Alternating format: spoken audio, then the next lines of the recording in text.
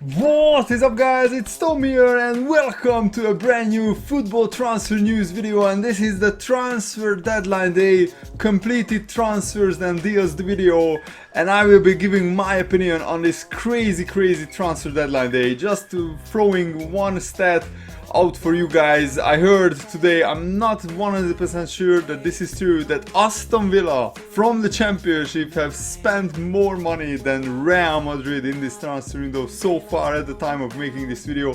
So let me know, guys, what do you think about the transfer window. I think I will do a video tomorrow focusing on Liverpool's transfer window, because I'm actually pretty disappointed that it looks like Liverpool won't sign any other players when the top four, Arsenal, Man City, Man United and Chelsea, spent £450 million net. That's net spend, and Liverpool has a negative net spend. So actually we got like 5 million more from player sales than from player buys. I think it leaves Liverpool short, but that is just my opinion. The full video on that will be tomorrow. So the first news is that Mario Balotelli finally leaves Liverpool on a free transfer. Liverpool didn't have to pay off his last year of his contract, and Nice actually signed him permanently. And Balotelli was desperate, and Liverpool were desperate to offload Balotelli. Balotelli was desperate to leave Liverpool, and I think this is a good deal for all parties. I'm really interested to find out where Balotelli goes from here, because he was just an absolute embarrassment for Liverpool. And then on loan at AC Milan, he scored like 1 goal. He got 4 goals for Liverpool in like 28 games in the one season where he played. And this is the biggest flop and the most expensive transfer failure for Liverpool, because with wages, Balotelli cost Liverpool like £26 million. And he just played one season, scored 4 goals for 26 million. That's amazing, unreal. The Sporting Lisbon striker Islam Slimani went to Leicester City. It's official, for £30 million. Huge transfer on a 5-year deal. And I've watched a lot of Portuguese highlights, especially Sporting Lisbon, because I follow their results. And Slimani is a very good striker. But Leicester City usually play with Vardy and Okazaki, so does this mean that Okazaki will play on the bench? I certainly think that Slimani is a better player than Okazaki, so this improves Leicester City. And they have very high ambitions. They want to try and get to Europe next season as well, and also compete in the Champions League. And with this transfer, and Slimani is also a very fast player, I can see Leicester City having another successful season. Where will they finish in the Premier League? That's a very big question. I'm not really sure, but in the Champions League I can certainly see them qualifying to the knockout stage. And this is a very good transfer for them. So yeah, let me know, where do you think Leicester will finish in the transfer window? A very weird transfer. Jack Wilshere joins Bournemouth of all teams on loan. If you said to somebody like 3 seasons ago that Jack Wilshere will not end up playing for Bournemouth in the Premier League, he would tell you that you are absolutely crazy. But that's exactly what happened. Huge coup for Eddie Howe and Bournemouth to sign Jack Wilshere, and I think this is a good move, because Wilshere needs to play regularly, and at Arsenal is just not first choice anymore with the injuries that he had. So I think it's good for Arsenal that they can see where Jack Wilshere is in terms of Premier League quality, playing for Bournemouth. And Bournemouth play kind of a similar football to Arsenal in that they try to keep the ball. So this will be very interesting to see how Jack Wilshere actually does for Bournemouth, playing week in, week out. And another huge signing, like £40 million. Chelsea re-signed David Luiz. I mean Chelsea do some weird business. They sold Matic and then they signed him back. They sacked Jose Mourinho, then they signed him back. They sold David Luiz. Effectively, they only sent David Luiz out on loan to Paris Saint-Germain for 2 seasons, because that's exactly what happened. He's now back at Chelsea. And it looks like the fee is believed to be 30 million, and Chelsea desperately wanted to get a centre-back. They tried for Koulibaly and failed. Basically, Napoli asked for more than 50 million for 30 million to get David Luiz is a good business from Chelsea's point of view, but is he good enough for Chelsea? I mean, then why did they sell him? Maybe they sold him because Paris Saint-Germain offered like crazy money, almost 50 million pounds for David Luiz.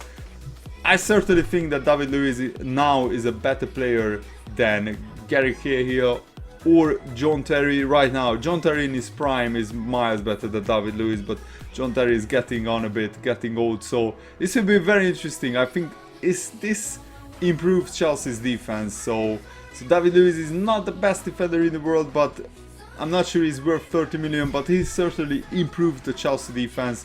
That's my opinion. And this is weird. Juventus signed Cuadrado, who they had on loan last season, on a 3-year loan deal. I've seen 1-year loans, I've seen sometimes 2-year loans, that's rare, but I've never in my life have seen a 3-year loan deal for a player of Cuadrado's quality. And effectively that's a 4-year loan deal, because last season Cuadrado played for Juventus as well. This is just amazing. The loan fee is 4.2 million pounds, and there is also a clause where you can buy Cuadrado at the end of that 3-year loan for 21 million pounds. And there is also a bonus where if Juventus achieve certain results, then they have to pay 3.3 million. But I think this is a fantastic piece of business, because basically for 4 million pounds Juventus get a player for 3 years, and that's just a great piece of business, because Cuadrado is a quality player. He's not suited to the Premier League because, you know, in the Serie A not many teams play with wingers, so not many defenders are used to playing against wingers. So I think Cuadrado, that's why he can shine at Juventus, and Juventus already has a very good team, so Cuadrado will do well there. But why didn't Chelsea just sell him? I don't know. Everton, it looks like they agreed terms with Newcastle to sign Moussa Sissoko for 30 million pounds. I mean, what? That transfer window has gone mad. And just before I started recording this video, look at this. Tottenham have matched Everton's 30 million pound bid. The Sky Sports Brian Swanson, Sky Sports chief news reporter, is reporting this. So a last minute bidding war for Moussa Sissoko. Is one of the most inconsistent players for Newcastle in the past 2 seasons. Newcastle fans will tell you that. I mean, Mike Ashley must be laughing his head off. 30 million or even more for Moussa Sissoko. That's insane. And I'm not sure if Tottenham need him. Everton need him more. So we shall wait and see what happens. I think Moussa Sissoko is worth like 15 million pounds max, not even 20, not even 30, but he's Premier League proven, so that's just doubles your fee apparently. And Joe Hart joined Torino on a season-long loan because Man City signed Claudio Bravo, and Joe Hart joined Torino, like I think it was confirmed yesterday. But I still wanted to involve this in this video because I think this is a great move. He's actually the first English goalkeeper to ever play in the Serie A, and it's a great move for Joe Hart because he would have been sitting on the bench at Man City, and it's clear that Pep Guardiola doesn't fancy him. And at Torino, I think he will play regularly, so he can play in the England squad, which is a very big thing for Joe Hart. And I'm actually really interested to see how he does in a team who are not a top team in the Serie A. So Joe Hart will be very busy in the Torino goal. He will have to save a lot of shots. And I'm actually very interested to see how he does in a team which are not a bad team, but maybe not the top 5, top 4 Serie A team, maybe a top 10 team. So it will be very interesting to see how Joe Hart does in Torino. Man City's Wilfried Bony joined Stoke City on a season-long loan. Again, a player who was really out of favor at Pep Guardiola, and Stoke actually needed a striker and badly. And I think Bony is a good striker. He was definitely not worth 28 million pounds. That's what Man City paid for him when he signed from Swansea. But I think it's as Mark Hughes said, it's a no-brainer for Stoke to take player of Boney's quality on a free transfer, and Stoke City instantly got much better because they lacked goals. Also, West Ham have signed a former Liverpool player and free agent Alvaro Arbeloa. He won everything with Real Madrid and Spain, so it will be very interesting to see how he does. He's 33 years old, so he's past his prime, but he was actually one of my favorite defenders at Liverpool when he played here. No nonsense, really good, solid right back who didn't score a lot of goals, didn't get a lot of assists, but defensively he was very reliable, so good luck to him at West Ham. And these are the main deals that were completed. Other deals that worth mentioning, that I think it was Andre Wisdom who went to Red Bull Salzburg on a season-long loan from Liverpool. Samir Nasri also joined Sevilla on a season-long loan. Very interesting to see how Nasri does in the La Liga Championship, because Sevilla are a decent team, and Nasri really needed to play more to further his career. He was again just down the pecking order at Man City. Serge Gnabry, very sad for Arsenal fans to see this huge talent join Werder Bremen. It looks like in the end it wasn't a loan, it was a permanent transfer. I will look out for the Werder Bremen highlights to see how he does. Adama Traore went to Middlesbrough from Aston Villa.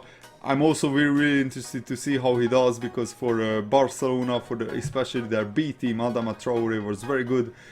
Bruno Martins Indy, who was linked with Liverpool, he went to Stoke on loan, and I really think that with Sakho down the pecking order, maybe Liverpool should have bought him, but now Sakho, it looks like he will stay at Liverpool, so it will be very interesting to see whether he will play any games this season, and I'm sure that Liverpool will get injuries. Marcos Alonso, Fiorentina to Chelsea, £24 million for a player who are not even in the top 20 midfielders in the Serie A, in my opinion.